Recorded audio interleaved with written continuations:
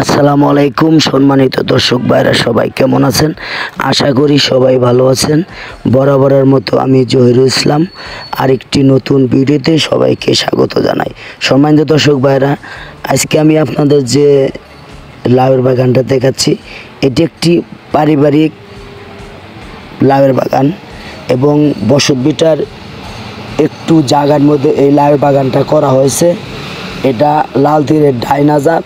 দেখেন কত সুন্দরভাবে মাচা তৈরি করে এবং সঠিক পরিচর্যার মাধ্যমে এবং নিরাপদ উপায়ে এই বসতভিটায় একটু পতিত জমিতে এই লাউয়ের বাগানটা করা হয়েছে। লাউ কিন্তু বিক্রি শুরু হয়েছে এবং লাউয়ের বাগানটা খুবই ভালো হয়েছে। এরকম যাদের পতিত জমি আছে তার এরকম বসতভিটায় মাচা তৈরি করে লাউয়ের বাগান করবেন এবং সম্পূর্ণ নিরাপদ উপায়ে। সম্মানিত দর্শক ভাইরা, ভিডিওটা ভালো লাগলে অবশ্যই একটি লাইক এবং কমেন্ট করবেন। সবাইকে ধন্যবাদ। আসসালামু আলাইকুম।